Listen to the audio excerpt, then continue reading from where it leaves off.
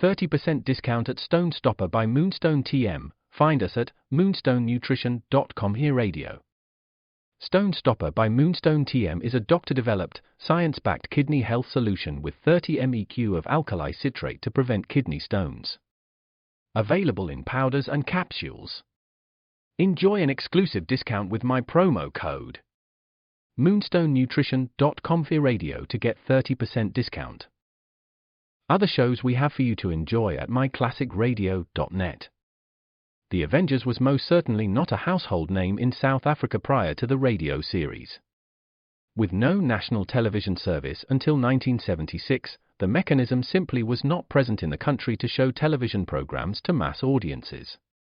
While many other countries reveled in the filmed adventures of John Steed and company, South Africa was not equipped to join in the fun. The series took Britain by storm and made a major impression in the American markets, being that greatest of rarities, a British series given a network transmission slot. However, as a filmed series, rather than a videotaped one, The Avengers was able to gain a modicum of exposure in South Africa through film rentals. Come and listen at myclassicradio.net. The Irene Dunne-Fred MacMurray Show. Starring Irene Dunne as Susan and Fred MacMurray as George. Together in the gay, new, exciting comedy adventure, Bright Star.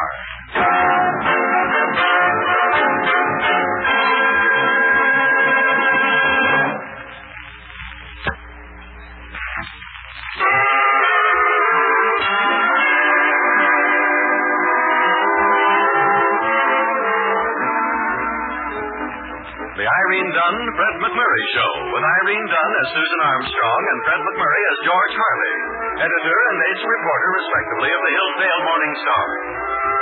Well, as usual, things are happening around the editorial offices, and as usual, they concern Susan and George.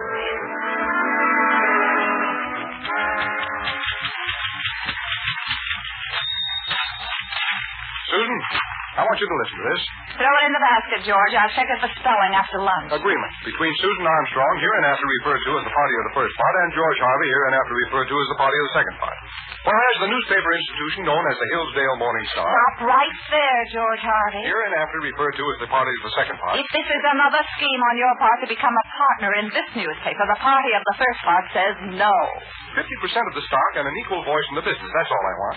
Now just sign here. No, George. Hereinafter referred to This as... is my newspaper. My father left it to me because he believed in me, and I'll make a success of it if it kills me. You've been looking rather beat it lately, Susan. Everybody else says I look better than I ever did.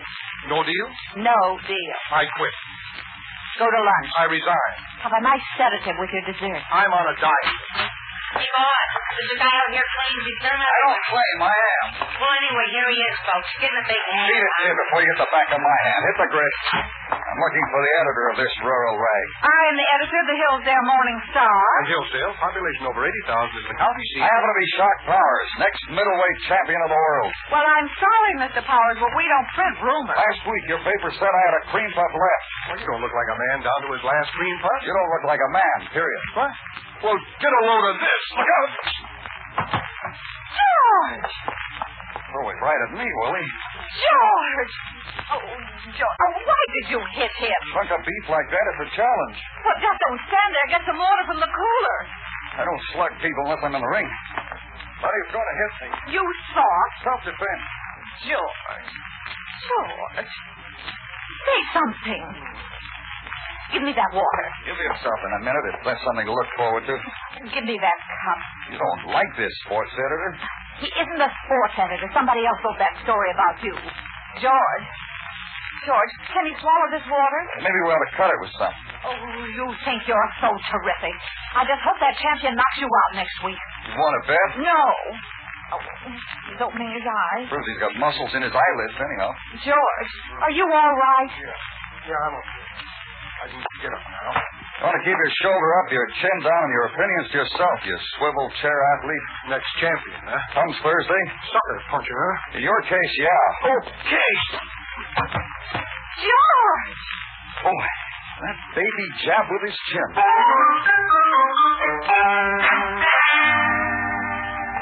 Morning, ma'am. Something I can do. Whoa!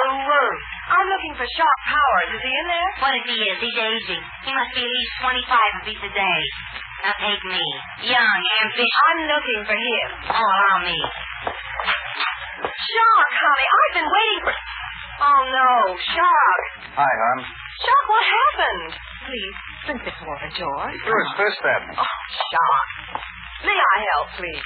Thanks. I don't think I need any help. Oh, he's coming, too. Hit him again, Georgie boy. Knock him shivering. He's right on asking for it. I really think you'd better take Shark out of here.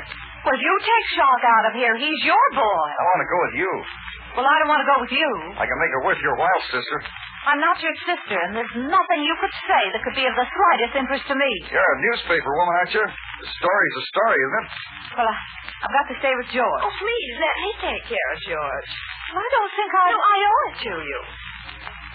All right. Come along, Shark. This better be a story we can use on the front page. Susan. I'm not Susan. It smells so sweet. Well, thank you, but I'm still... Half the stock and a voice in the voice.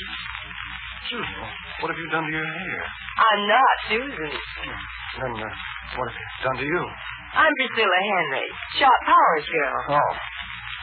Oh, and when we traded punches, did we trade girls, too? You're wonderful. Oh, thanks. Where's Susan? Oh, she stepped out with Shark. Stepped out? Mm-hmm. He's going to give her a story, probably. Oh. What do you mean, probably? Well, you never know about Shark. He's quite a fellow. And I see his canary convertible isn't out in front anymore. A canary convertible? And many's the canary is converted. Oh, it has it? Well, leave Shark Powers to me. I'll murder that bum.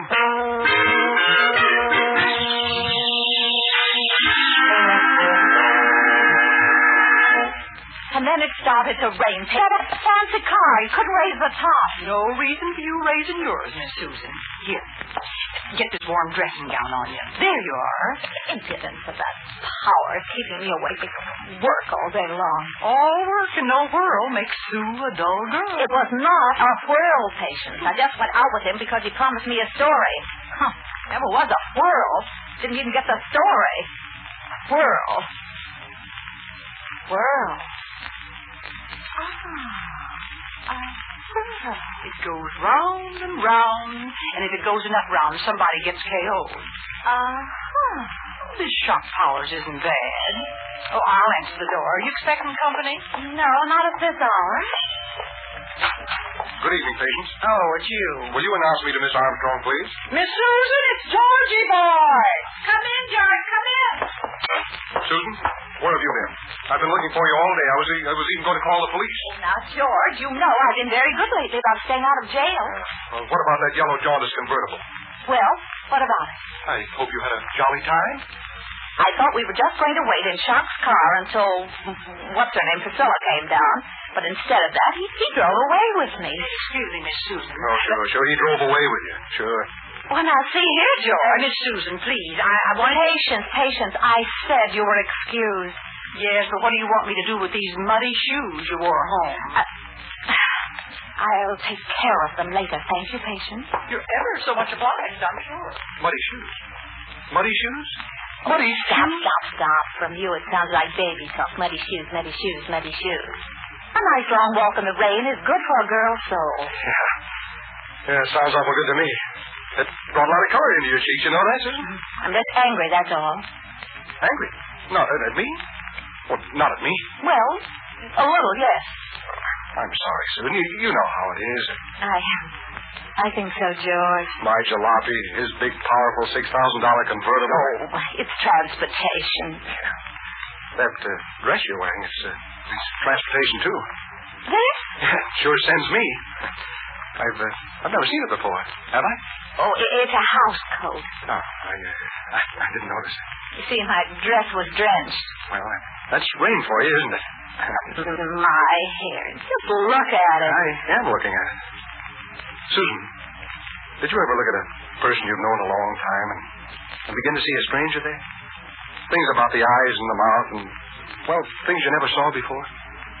There's a stranger there. It gives you a queer feeling. I don't know. I don't think I've ever done that. No. Why? Well, I look at you that way sometimes. Like now, perhaps? Yeah, like now. And when you don't think I'm looking at you in the office. What do you see? You. Oh, no stranger. You're always you somehow. That may be because you know me better than we both think. Yeah, maybe. I got it. Well, somebody better get it before it drops in there for a double. Hello. Miss Armstrong, this is Clifford. Clifford? Do I know a Clifford? Better known to the trade as Shock Powers. Oh, I'm glad you're better known to some people. Look, I'm feeling pretty ashamed of myself after what happened today. I should think you would be. I'd like a chance to apologize and to, tell you something, something important. Yes, so you say, Mr. Powers.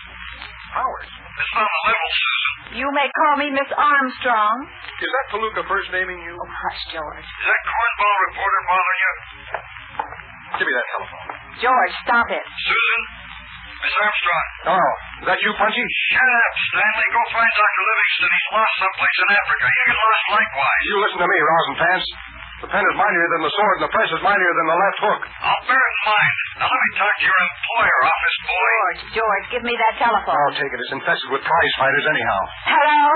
Shock? Where are we? The story, remember? How about lunch? Tomorrow at 1. Well, all right. I'll meet you in front of the office. Check. Bye, girl. Goodbye. You made a date with that assassin.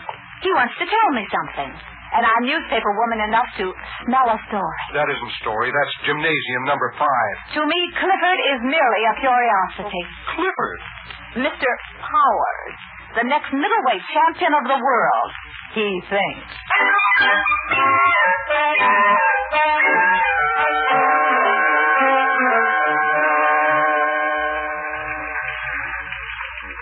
Clifford. On the level, Sammy, that's the cauliflower's name. You ought to be able to murderize anybody by the name of Clifford. You know, Sammy, you've got a certain psychological point there. Plenty of sleep, fresh air, exercise. You could kill him. Sure. Former star fullback like me. Sammy, just feel these thigh muscles. Granite. Feel these biceps. Ow. Not so hard. Well, a little training and sparring, and you'd be in the paint. Yeah. Sammy, do me a favor. Telephone Ed Chalmers at the Businessmen's Athletic Association and tell him to call me back after 5. He said after 5. Use the phone in the other office, Sammy. I'll take this. Be in the Golden Glove. Morning Star, George Harvey talking. George, this is Priscilla. Who? Oh, Shock Powers girl. How are you, Shock Powers girl? Well, alone in a strange town. Shock isn't having lunch with me for some reason. I sort of hoped you'd fill in on this short notice. Oh, well, no, Priscilla. I've got to work. I'm sorry. Oh, you've got a date with Susan, I suppose. No, I do not have a date with Susan. Shockster. What? Sure, I'll have lunch with you. Oh, wonderful. Pick me up at the training camp? Right. 10 minutes? Right. Wonderful. Bye. Right. And a left, and a right, and a left, and a right.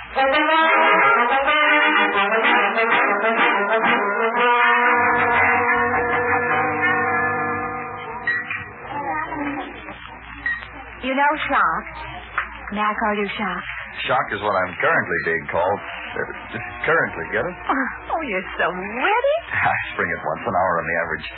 You know, you don't impress me as being a prize fighter at all. That's a compliment. Well, I'm not just a fighter. I'm a businessman. Fighting's a business, and I run it like a business. Making people hate me is part of my business. Well, you seem to be doing very well. Good enough. Editors pan me. I love it. A pick fight to them, in fact. What happens? Powers by a knockout. Right. The fans jam the arena when I fight, hollering for my blood. Doubles the box office. Fattens my cut, see? Is that what you wanted to tell me? Yeah, but I wouldn't tell anybody but you. Oh.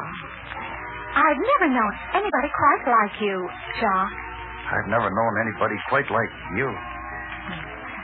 Shock, I want to do something that I've never done before in my life. Yeah? It concerns you. Well, go on, honey. Shock, I want to bet money on your fight. Oh. I believe so much in you, and it's for such a good cause. You see, if I win, I want to buy the Children's Hospital an iron lung. You are going to win, aren't you? The odds are 2 to 1 against me, but what's odds? Honey, you put every nickel you can scrape together on me because I'm going to win that fight for you. You'll be champion. The king. For me.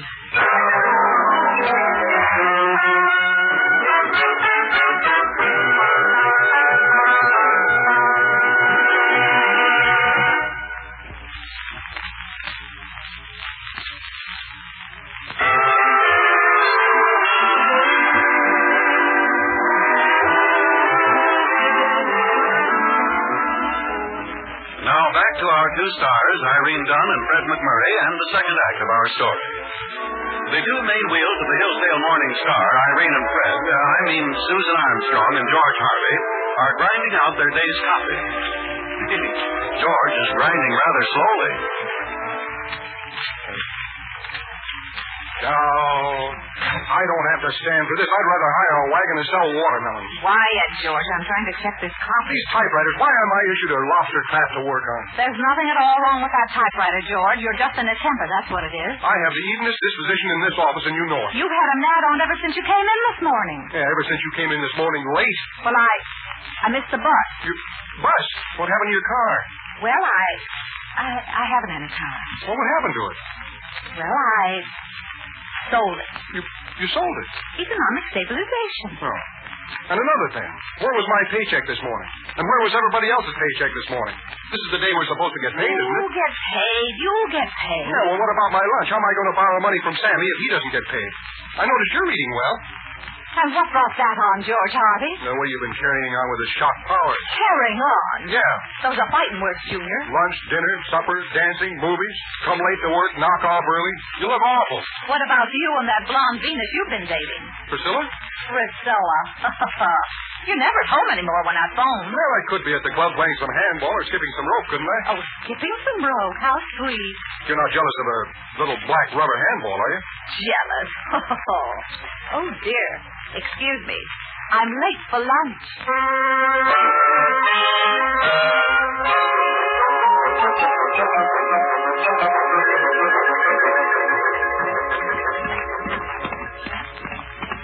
Okay, all right, that'll do. Enough on the punching bag. Now a little shadow boxing and a half-mile jog around the track. You can hit the showers for today. How's it going, boy? Great, Ed. Feel like $1 million, tax-free. Oh, you're in shape, George. I never felt this good even in college. You'd have been a good, rugged heavyweight fighter if you'd have started on time. You really think so? I know it. Say, how you betting on the fight Thursday? My door's on the champion. I don't know. That Shark Powers is a rugged boy. Oh, my 50 to your 25 on the champ. That's a bet. I'll tell you what. I'll show you. Make that an even dollar to your hand.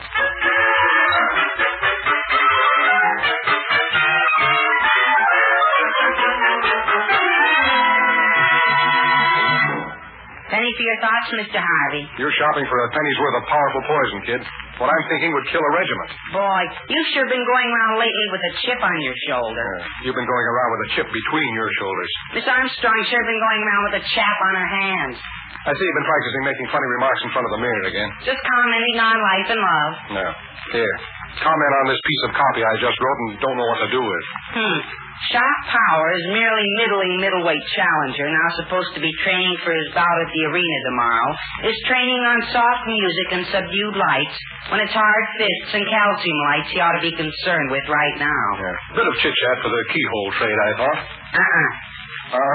What's the matter with it? You're grinding an axe in our paper. Do you expect me to take Shark Powers' insults lying down? Well, that's the way you've been taking them, but flat. Yeah? Well, I'm changing all that. Oh, you invented a way to fall down vertical. All Mr. Powers has to do is get just that much on a line. You're making awful thin lips, Mr. Harvey. Except if Shark gets on a line.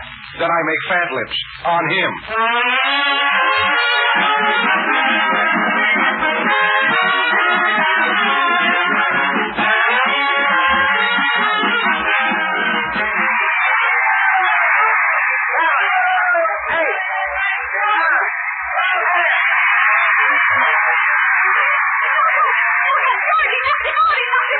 That's the general idea. He knocked him cold. Oh, I'm wrecked.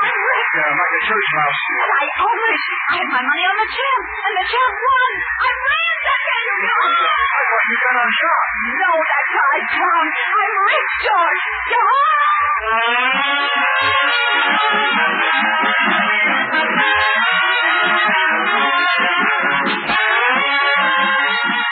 The reason I'm calling you, George, is to tell you how sorry I am about everything that happened. But there's a real good explanation on it. Please come down to the office and... George? George? Are you there? George? Operator, we're cut off. Operator? Operator! All right, hang up, sister. Who are you? You watch this door go. Max, take the other door. I asked you men who you are. What do you want? The phone's dead, sister. We killed it. What's this about? About keeping Shock Powers out nights, breaking his training. Fighter's got to keep his mind on his work if he wants to keep his pants off the rosin. The champ didn't knock Shock Powers out in the first round last night. You did. That's the silliest thing I ever... Shut up. Now, we're not kidding, sister. We know you had a lot of money on the champ. Rooting for Powers, betting on the champ. That's bad manners. You can get your knuckles wrapped with a ruler. That if Shock wants to have dinner with me now and then, that's his business. It's our business. Had a big stake in Shock last night. The wad was on Powers to win. You were taking all you could cover on Powers to lose. What kind of dame are you, playing a pal to lose? He's not my pal. I've got a pal. You let Shock take you to dinner? He can take it off his income tax. Entertaining the press. And I'm glad I made him lose. It'll teach him not to go around punching my favorite reporter. Now, you three sinister characters just crawl back in your whodunit movie roles and stay there. Go on. Scat. Well, go on. Not the silencer, Max. Half the time it won't work. Now, wait. It's all over. Just so you know it. No, I mean, Shock's learned his lesson now, and he'll know better next time and make even more money for you. Yeah. Hey, come up close, Max. Body muffles a shot, will you? Look, if anything happens to me, people know it was on account of Shock Powers. That's right. And they'll know it was because he lost. That's right. Well, do you want that? So it won't happen again, yeah. Max? You wouldn't shoot a woman. Max would. Oh, now, wait. Just a moment. Just time out. Now, Susan, we were cut off and I've been... George, be careful. Hey, what is this? Close the door, Melonhead. Don't start anything, George. The one there called Max has a gun. A gun? You got a license, Max? Max with an X. Marks the spot where the body is found. Hey, you better take Melonhead first, Max. Muzzle in his ribs to muffle a shot. Oh, hey, stop Wait that. for a streetcar to go past, Max. What's this all about, Susan? Shock Powers. They say he lost the fight on account of me. Yeah, she says so, too, so we're all agreed on that. What's it worth to you boys to call this thing off? We ain't trading. This is a newspaper office. The press all over the country won't like this. They don't like anybody clubbing us around. No, if you hurt us, they'll blame Shock. Yeah. Why, he's clean. We're the dirty kids. I believe this is your spot, folks. Oh, now listen, boys. This gets you nothing. Ready, Max? Susan. Oh, Shock, come in. Shock, come in and welcome. What's the idea, Conrad? They took us, didn't they? That's what I hear tell. But she made you lose and bet against you, didn't she? I didn't realize it until last night. I've been having my eyes open. There she is, Shock. Why'd you do it, Susan? Anyone who takes a punch at a defenseless reporter has to deal with me. But you made me lose and you bet against me. That's two things you did. Well, you took 2 punches at poor George here. You really like funny face here, don't you? Let's have the gun, Max. Don't you dare hurt George with that gun. Hey, look, maybe just a little friendly pistol whipping, huh, Shock? The gun, Max. Thanks, Max. Fall down, Max. Hey, Shock, whose side are you on anyway? Come on, Georgie, let's clean house.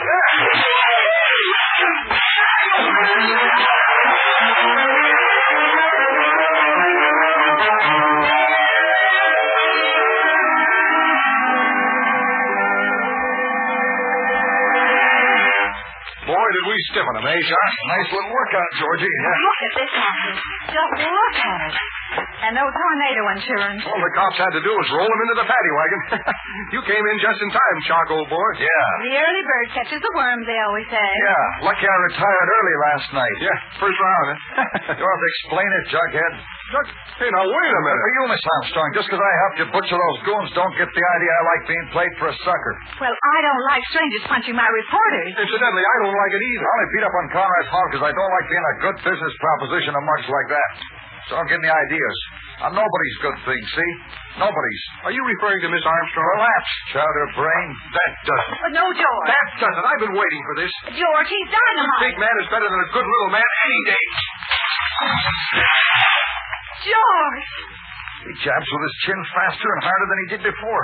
He must have been training. Oh, George. He must be in shape. George, are you hurt? Say something, George. Speak to me. Stock in the paper. And an equal voice in the business. Stock in the paper. Equal voice in the business.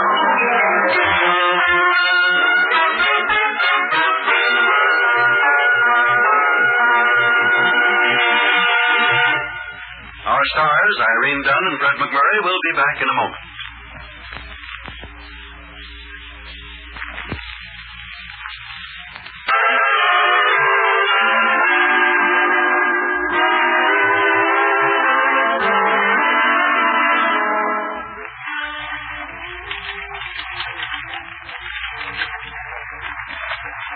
Susan, how does this sound to you? Terrible. Let's hear it. The stunning first-round KO of Shock Powers in Thursday's title go at the arena won't be held too much against the Shocker. He made the mistake of thinking he could burn the candle at both ends and still last the fight. It won't happen again, Shock. We're with you to a man. George, what's that saying about burning the candle at both ends, huh? Well, it's just a manner of speaking. Oh, a manner of speaking. Yeah, a figure of speech. Signifies let's live. Oh. Susan, how about dinner tonight? By candlelight, huh? Convince me. Well, I know a place where they have U-shaped candles for burning at both ends. What do you say? I'm convinced.